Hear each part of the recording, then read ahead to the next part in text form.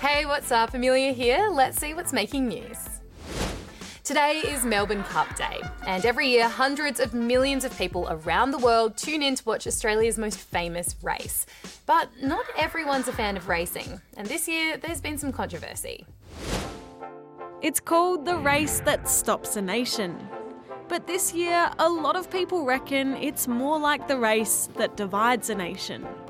While the Melbourne Cup has been a tradition here in Australia for more than a century, some people think that racing has a bad effect on a horse's health. There's also been a lot of discussion about what happens to racehorses when they retire. While the racing industry says most go on to live a happy life, recently some footage from the ABC showed ex-racehorses being taken to abattoirs. A lot of people were really shocked and upset by the videos.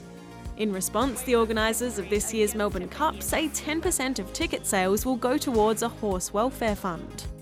While some say it's not good enough, many reckon it's a step in the right direction.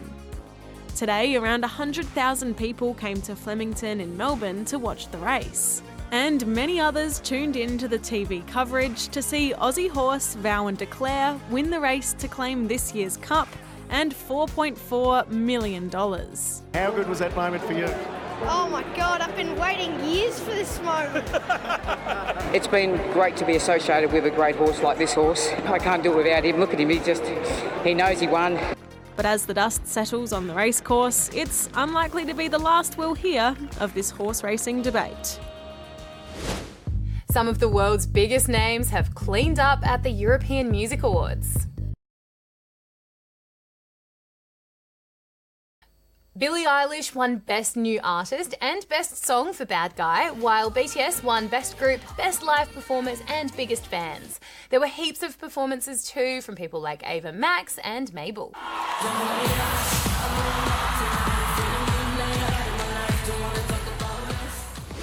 A shipwreck that's usually stranded at the top of Niagara Falls has started moving. This old barge had been stuck in the rapids for about 100 years, but during a recent storm it came unstuck. It moved about 150 metres downstream before stopping again, but now it's only about 300 metres from falling over this. Whoa! The Matildas are set to become the first female soccer team in the world to get the same pay as the men's team. Nat's looked into how it's all going to work. Up until now, Socceroos players have earned a lot more money than Matildas players. They had a bigger share of things like TV deals, and prize money in men's competitions is often a lot higher. But that's set to change this week.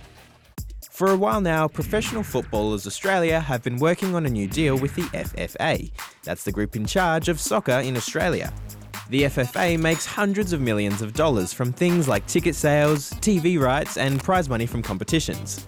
Once this deal goes through, Aussie players will get a bigger percentage of that money, and they'll share it equally.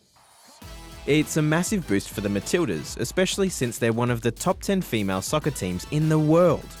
A lot of people are really excited by this announcement, and they reckon it could be a big step towards other countries doing the same thing. This next segment's all about paving the way, setting records, and reaching new heights, because there's a first for everything. Put 420 dance pairs together, play some fabulous music, and you might just get a world first. These Dominican dancers have beaten the world record for the largest number of partners dancing merengue for more than 5 minutes. Merengue is the traditional dance and music of the Dominican Republic. They shimmied their way past the previous record set by Russia, and they seemed super stoked about it. For your average camel or emu, seeing snow like this is probably a first, but not for the residents of Denver Zoo in the US. Keepers say they're getting used to snow days, and while some hunker down, others embrace the chill. And this group of skydivers pulled off an epic first in Western Australia. 15 women executed 2 amazing multi-point formations while flying through the air. That makes them the first all-female daredevils in the state to do it. Go team!